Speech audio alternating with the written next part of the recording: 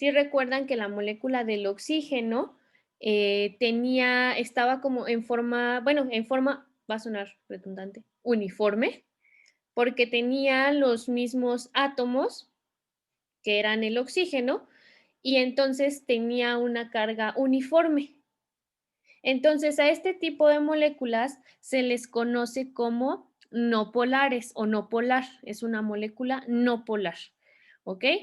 Y a diferencia, sí, a diferencia de la no polar, está la polar, cuando su carga no está distribuida de manera uniforme, ¿ok? Es decir, tenemos como nuestras moléculas de acá, podríamos deducir quiénes son nuestras moléculas polares y quiénes son nuestras moléculas no polares.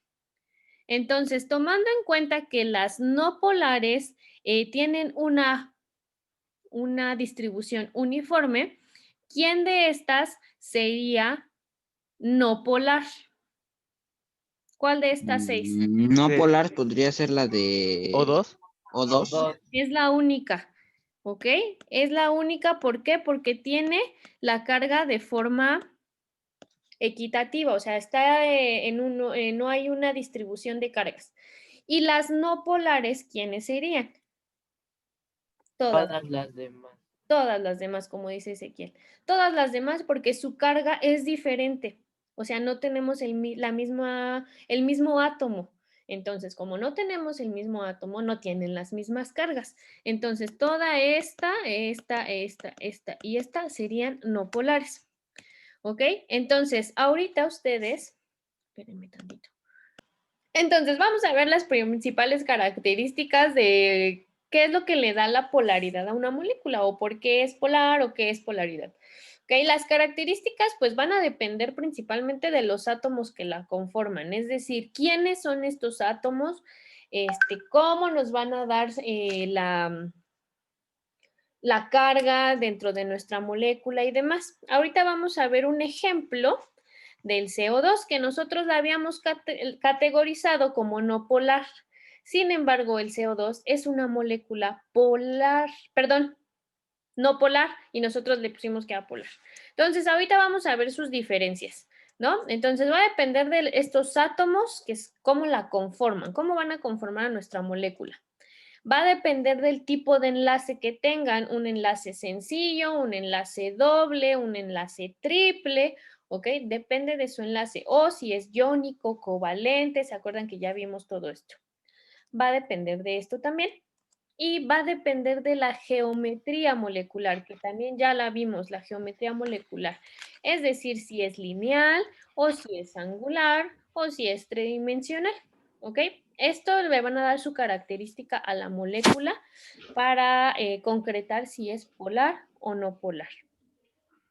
Pero entonces, ya respondiendo, ¿qué es la polaridad?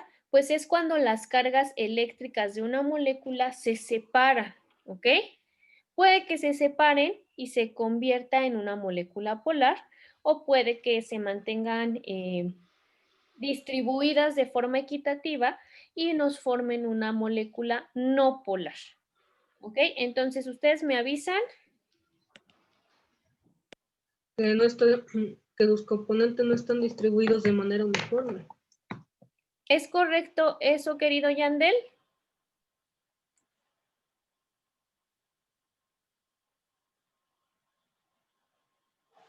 Yandel No desapareció. escuché lo que dijo Amelia, pero pues, es como, ¿cómo se llama? Es cuando la carga, bueno, cuando la carga no está distribuida de manera uniforme. Justamente eso fue lo que dijo Amelia. Entonces es correcto, una Sí. molécula es polar cuando no está distribuido uniformemente. ¿Y por qué aquí nos dice que CO2 es no polar, Carlos?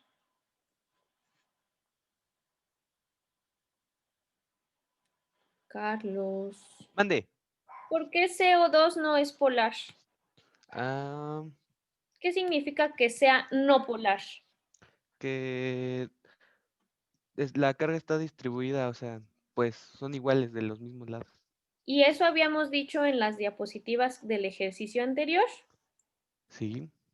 Habíamos dicho que CO2 era no polar o polar. Ah, CO2